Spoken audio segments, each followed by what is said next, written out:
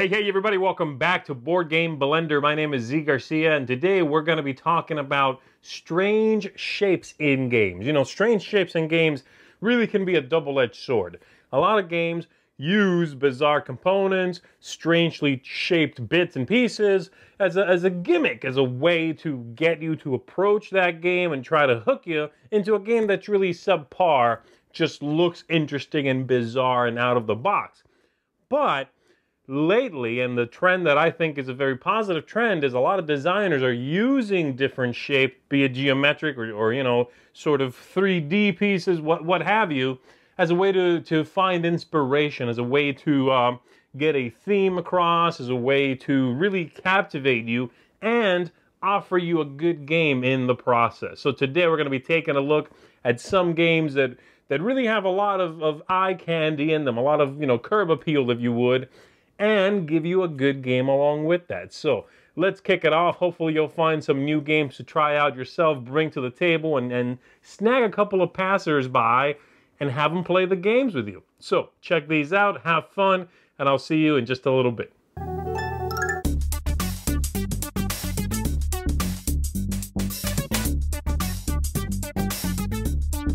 Hey guys, Tiff here. Today we're talking about uniquely shaped components and boards. I have a fair amount of stacking games that would qualify for this episode, but this week I'm going with one of my personal favorites, Cosmic Kaboom. Cosmic Kaboom is a flicking dexterity game by Matt Loomis from Minion Games. It plays 2 to 4 players in roughly 30 minutes. To start, you choose an alien faction with a color-coordinated base, ship, planets, and cargo hold. You also get an advancement card that provides a special ability when played. Your bases are used to define the edges of the board, then the planets are distributed out in turns, and the level 1 planet of each color gets a matching energy crystal. You take turns flicking your spaceship discs, hoping to land on the planets with the energy crystals. If this happens, you move the crystal to the next planet, place a corresponding energy cube in your cargo hold, and get a bonus flick. Instead of flicking, you also have the option to transfer energy cubes and return your ship to your base. This is important because once you have all 4 energy cubes on your base, you get to throw the space bomb. The space bomb is a fiery, planet-sized tile tossed from behind your base that will destroy any planet it lands on.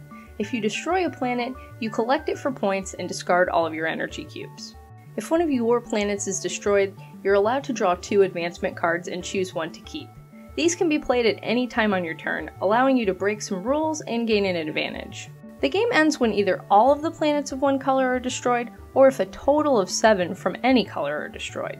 Players get 2 points for each of their surviving planets, and 3, 4, or 5 points based on the level of planets they've destroyed. The player with the most points wins. Cosmic Kaboom is a quick and fun game, perfect for any board game club. Flicking games can be divisive, and I usually loathe them, but this one's different for some reason. Maybe it's because the advancement cards can even the playing field for those of us that have weaker flicking skills. Or maybe it's because I like the components so much. They're not fancy, just super thick cardboard, clear cubes, and smooth wooden discs, but they're used to such good effect. I love that you get to define the boundaries of space with your bases. It allows you to control the shape, size, and ultimately the difficulty of the board.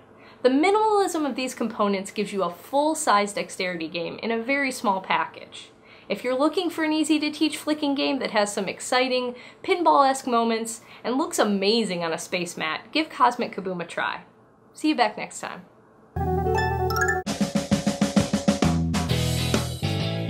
Hello friends of the Blend, and welcome back to Retro Board Game Corner. Today we're talking about strange shapes. Well, here I have one.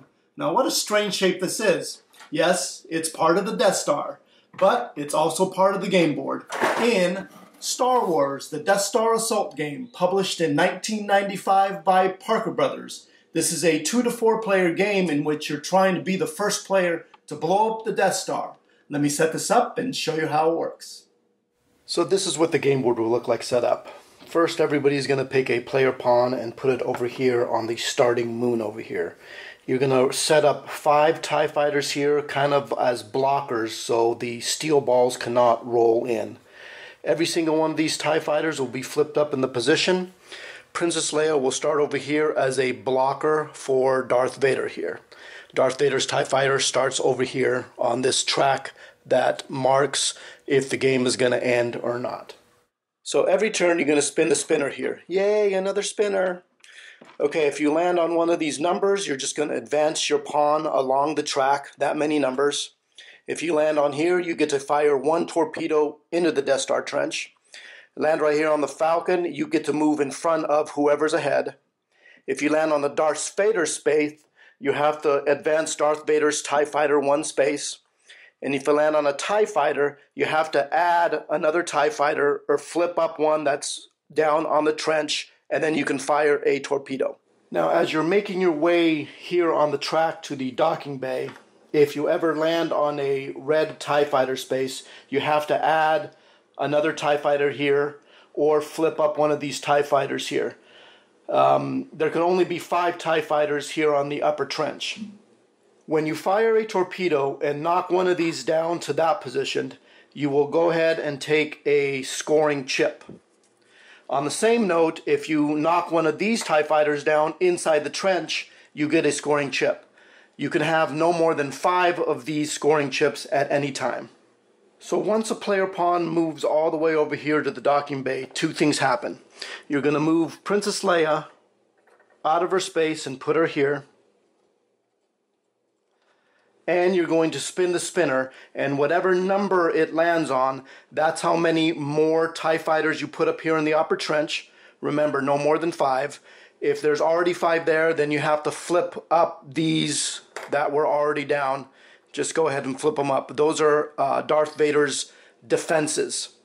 Also, turn in your TIE Fighter chips to get that many torpedo shots to try to win the game. Now, if you don't defeat Darth Vader with all those torpedo shots, when it's your turn again, you just get 1 torpedo after that. The other players will play as normal, and when each one of them reaches the docking bay, Princess Leia's already there, so you don't need to put her there anymore. But you have to spin the spinner and follow the numbers to see what more forces Darth Vader has up here for you. And then they will also turn in their TIE Fighter chips and get that many torpedo shots. Now to fire a torpedo, you're going to put it on any one of these 3 holes. Take your X-Wing fighter here and put it over the ball and then fire down the trench. You successfully win the game when you get Darth Vader out of his slot there, like so. If Darth Vader's TIE Fighter ever reaches here, everybody loses the game. Yes, the game board might be a little bit of weird shape, but what a great little dexterity game with a pinball-like mechanism. Well, that's all the time I have for now. May your rolls be high.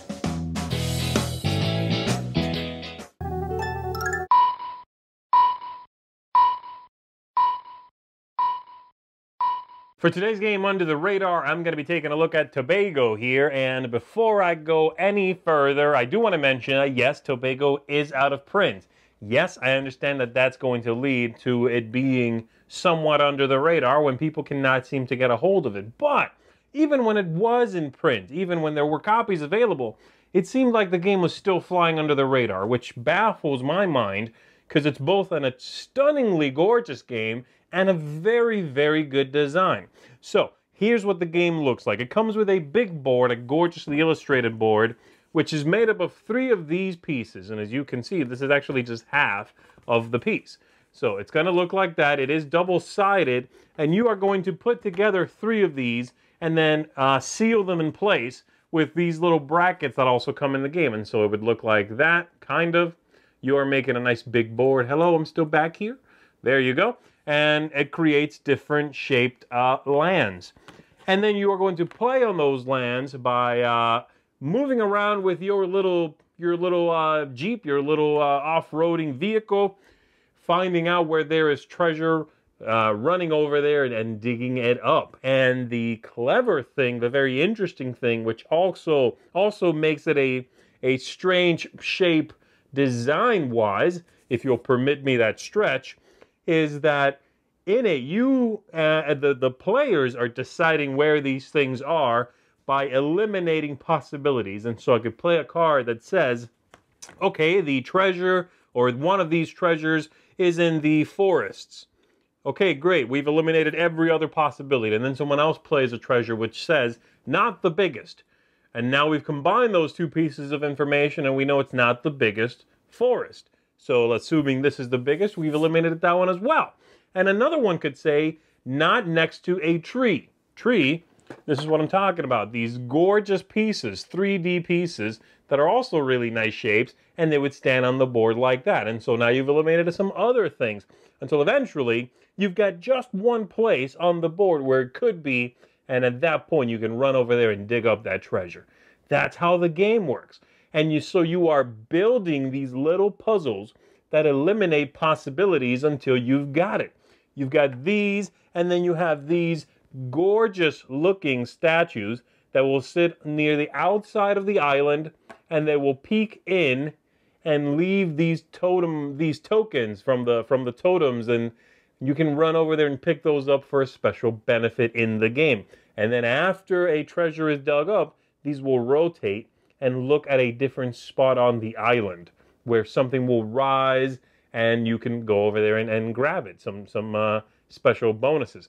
So the pieces in the game are fantastic. The design is brilliant. I don't even know how one comes up with double-sided boards that you mix together, 3 of them, and then they make sense that there is never one, you never run into a problem where they say, okay, the biggest forest, and you go, well, these are the same. It doesn't happen. It's designed just right to prevent that sort of thing from happening. Now, I know math will do that, right? But it is still so impressive and stunningly gorgeous and captivating. It is such a fun adventure, this game. You get a bunch of other things in the box, like cards here, and you get some other tokens. Nothing mind-blowing, nothing else. Maybe the little huts here. The little huts are pretty cool. But just the board shape is very strange. If people walk by this board, they'll be captivated, both by the beautiful blue water and the land and the shape. It sort of looks like a star in many ways. And then by the pieces on the board, the palm trees, the statues, the huts, all look fantastic. And you even get those little Jeeps. So the little, off-roading vehicles here. Let's put one here on the board so you can check them out. There you go. That's pretty cool. And everybody gets one of those, and they'll be racing around the island trying to dig up some treasure. So there you have it. The game is fantastic. If you can get a copy of this, I would certainly recommend it. Really good family plus kind of game. Not a filler. It's a proper 90 minutes, an hour, 90 minutes kind of game, but truly captivating and beautiful. So unfortunately, it is out of print, as I said, and has flown under the radar, which is too bad because I would love to see this back in print. If you are a publisher, if you've played this and you are looking for a game to bring back into print, maybe this is one to look into, because it is really a fantastic game.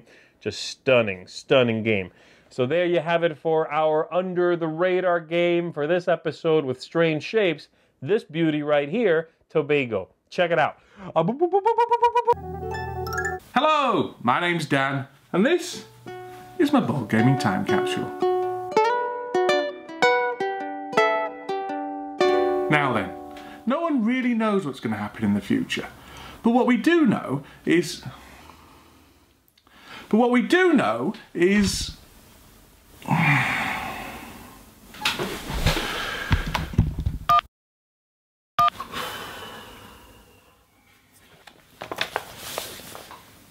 Dear Diary, today's the deadline for my board game blender segment, and I've still got no idea what game I'm going to do. Strange shapes? What kind of theme's that? I still don't understand why Z didn't go with my suggestion. Games that'd be really good to put in a board gaming time capsule. Surely that's a theme everyone could have got behind.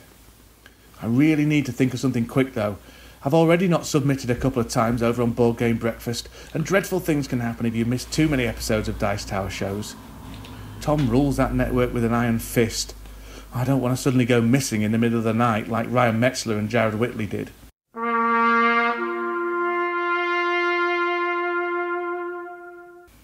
No, I need to think of a game to do. But I just don't have any in my collection. I've got unusually shaped boards or components or... Not now, Kato. Perhaps I could cut up some of my games and hope no one notices. Maybe if I cut my power grid board into a zigzag shape, I could... Kato, I don't want to play... Not now! Hang on. You've given me an idea. Double! Now then, no one really knows what's going to happen in the future. But what we do know is that the Earth is going to be invaded by shape-changing aliens that are going to use their abilities to infiltrate society and bring down humanity from within. The really scary thing about these shape-shifting aliens is that we won't know who we can trust. They could be our colleagues, our neighbours, even our household pets. Our only defence against these aliens is to hone our observational skills to razor-sharp precision so that we can spot any small differences and act upon them really quickly. And so, we need to put something in our board gaming time capsule that's going to help people develop their observational skills. And that's why I'm going to put this game, Double, or Spot It for the chronically American, into our board gaming time capsule. There's a number of different mini-games you can play with Double, but they can all be boiled down to the same thing. Players are racing to be the first to find two identical symbols on two different cards. At first glance, you'd be forgiven in thinking that the unusual round shape of the cards is just a gimmick to make the game stand out from the crowd. And there's probably some truth in that. However, the circular cards also have a very functional purpose to them. Double's a very visual game, and it's vital that all the players around the table can see the cards equally well. By having round cards, it means that no particular orientation has an advantage over the others, and all players are on equal footing. There are loads of different flavours of the game. You can get double Cars, double Hollywood, double Star Wars, double Princesses, double Corsica, and of course, waterproof double. Which makes it even more hard to believe that they're missing the most important version of double of all. The one themed around my hometown. Huddersfield double. I mean, just look at the possibilities here. You've got Sir Patrick Stewart, a Luddite, Dixon's Ice Cream, the Noble Order of Huddersfield Board Gamers, Castle Hill, Gordon Kay, who was Rene from Hello Hello, and well, basically the possibilities are endless. So come on, Asmodee, give us our Huddersfield double. You know it makes sense. And so, all that's left to do is to pop Double into our board gaming time capsule.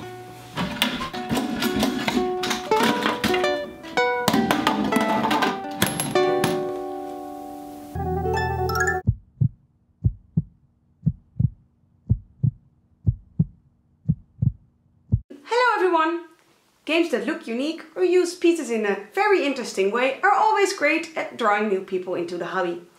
Games that do this very good are children's games. And Haba is an example of a publisher that does this very good. As an example, they have Animal Upon Animal, in which you have to stack different kinds of animals on top of each other.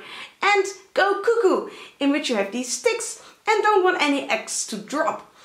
And of course, Trottofant, which is one of the craziest ones they have, in which you have a tutor and are an elephant and are trying to get as many trunks in your mouth as possible. One of my favorite ones that they made is Dancing Eggs. This is also a perfect example of fitting this month's theme of Board Game Blender. In Dancing Eggs, your goal is to have as many eggs as possible. Everyone is going to stand around a table. The starting player is going to throw the red dice, and the person that can perform the action on it the fastest will get an egg. Possible actions include grabbing the dice as fast as you can and running around the table until you get to your own spot again. But if you perform the action the fastest, you get an egg. But you cannot just hold this egg, no. As every good hand would do, you have to hold it close to your body. For this, you throw the white die and put the egg on the place you rolled. So you can put it in between your arm, and if you're really unlucky, you have to put it between your legs. The game continues until someone loses an egg. When this happens, everyone counts their eggs, and the person with the most eggs wins the game. For these kind of games, you have to of course be a little silly, so it will not fit every group. But if you have the right crowd, Dancing Eggs can be tremendous fun. Especially when Daddy was hiding 2 eggs between his legs, and while running around the table, he suddenly drops these on the ground.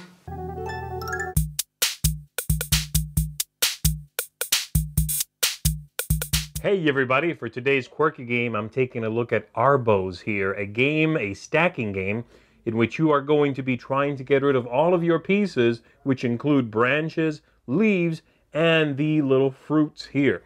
And so, oh no, I lost one. You are going to be placing these on the tree and hoping that they don't fall. But as you can see, it's a very free-form thing, and it has a lot of fluidity to it. It moves around quite a bit. This is an award winner, as a kid's game winner, and the game is really stunning looking. All the pieces are so captivating. This game on a table will draw a crowd, and it's a really good game to boot. It's a game that, while it looks very fragile, it looks like it wouldn't work particularly well, you can come up with really interesting things here. And so that's the game. You are just adding these. Yeah, let's move that fruit.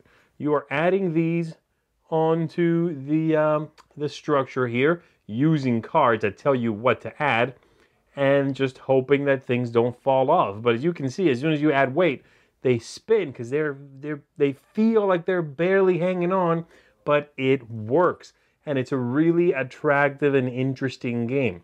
This is definitely when I thought of strange shapes in games, strange structures, games that are appealing because of the way they look. This is one that immediately came to mind. It's got the three-dimensional thing going on. It's unique, it's bizarre, and it works, and it falls apart sometimes if I'm holding it in my hand, especially. But as you can see, that's the game, and it's one I would certainly recommend to kids. As I said, it's an award winner for kids. This is the version that I happen to have here. You can just find it under Arbos. But besides working very well with kids, which is apparent, it also works well with adults. You know, this can be a fun evening to play with non-gamer friends coming over. You can do this as an after-dinner activity. You know, it's got that appeal to it. I think someone who enjoys nature is going to get a kick out of this one with the way it looks, the theme, and it's just a fascinating little almost contraption. You know, it's got that feeling to it, like this is a found game as opposed to something that was designed, and I like that very much. Comes with lots of pieces, lots of different bits you can hang on, but they're always the branch, the leaves, and the fruits. So that's it. Not a whole lot else I want to add here. Really quirky game, super bizarre pieces, and a beautiful table presence. If you're looking for something that really stands out, if you maybe want to leave it out in the center of the table and as people walk by, they can mess with it, this is also fantastic for that. It's got a waiting room appeal to it. So look into it if you're looking for this sort of strange experience, you know, to feature maybe in your game room. So there you have it for our quirky game of the episode, Arbos.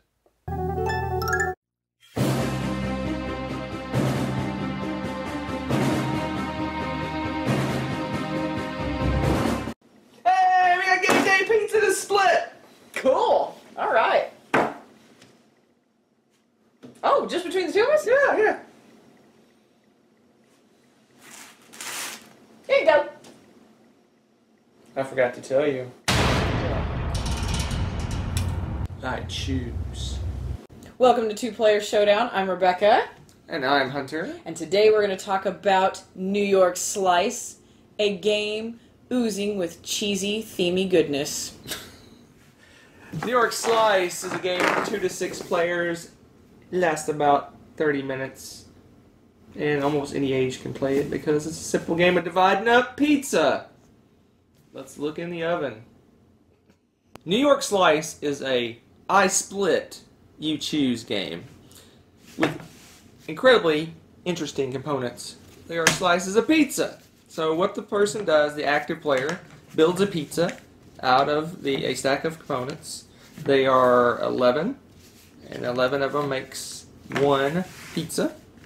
Let's get the pizza built here. There you go, just like so. Maybe like so. So you have a nice pizza. You also have a special of the day, and you'll read it out to everyone so they know what it is. And today's special is, just before scoring, you may eat any number of slices of one type, and I'll explain what that means in a moment. So, based on the number of players, you split the pizza up in that many sections. You can't move pieces around. I couldn't take this one and move it over to somewhere else. So let's say if there was a 2-player game, such as Rebecca and I play quite often, we would split it maybe like so, and then I would put the special with this section. And then, I being the splitter, she would get the first choice. So let's say she takes this section here. Now she has a decision to make. She can either keep the slices in front of her and go for basically a set collection. You're trying to get the majority of each kind. Or you can eat the pizza, and what that does for you is you score at the end of the game, you score 1 point for each pepperoni that you eat. So what do you like about New York Slice? I like just about everything about New York Slice. First of all, it comes in a pizza box. The theme in this is fantastic. So you open up your pizza box. You've got all of these lovely today's specials, and those are the special ones like Hunter said where you can take seconds, or there's even a wonderful one where it makes those anchovies actually give you points instead of take points away. There's things like that all throughout those. They're wonderful. You've got all these fantastic and some strange looking pieces of pizza, but even when you flip them over on the back, it looks like the crust. Really well done, solid cardboard pieces, really fantastic. And to top it all off, 2 other things I absolutely adore. The rules to the game are set up menu style, like you have a menu. Very cute. And the score pad is an order form like the waitress would use. This is ridiculously awesome overdrive. So, I absolutely love the components. That's what sold me on the game first and foremost. I wanted to play this just because I saw it first of all. And when we played this with a whole group of people, it was really engaging and it was really fun. And it actually, there's a lot more strategy sometimes than you would think about a really simple game like this. We got really into it. It was really exciting.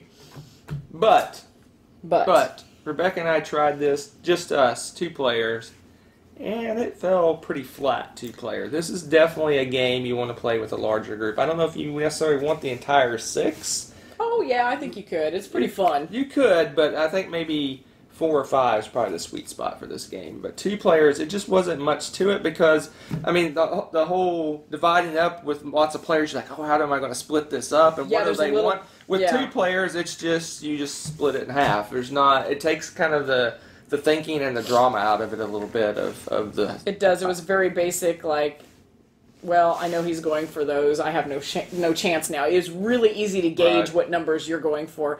And when there's a lot of players, it's really hard to gauge that at some points. And many things like the specials can completely turn it over on its ear, and you're starting from scratch again. So a little bit more engaging with that. So there you have it. Really fun game. Crazy, goofy pieces. Awesome theme. Check it out. New York Slice. Thank you for joining us. Cool catchphrase! Me too.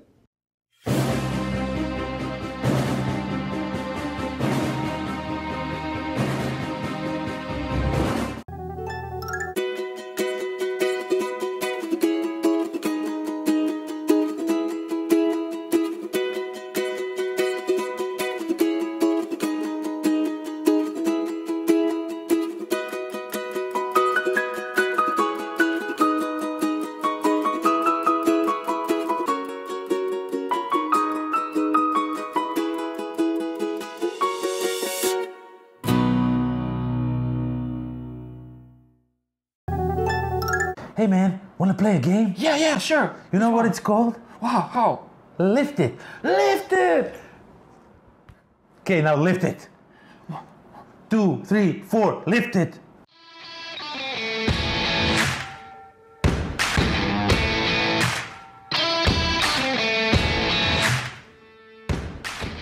Hello everybody and welcome to the life of a board gamer. In today's Blender we are talking about strange shapes in a game. And what better game to talk about than Lift It by...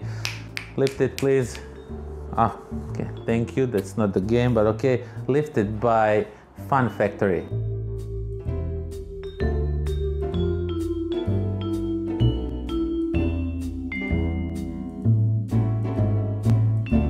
in a box of Lifted, you will get a band that you will strap around your head, something like this, and also you get this cute little crane that you stuck it on here like so. And then you will get all kind of different shapes and different, you see there's this square one, there's this in a L and L-shaped thing, and of course there's some round one. And what you basically do is you take it with your crane and try to lift it and put it in the position shown on these cards. For example, there's lots of cards, but these are just some different cards that represent what kind of objects you have to do. And down there is timer, how much time you have to do this, and you can completely ignore that timer because that timer is really nothing special. It actually, for me, ruins the game because the game is much better when the timer is broken and you just play it for fun with your friends. Also, what you get in this game is a map or player board, so to say, and in this player board, as you can see here, let me just quickly show you. Okay, so you have different areas where all other shape goes, and you have to remove them from here, and with the crane put them here, or like the cards show you. Hey, wanna play another game? Yeah, sure. What is it called? It's called Zombicide. Play.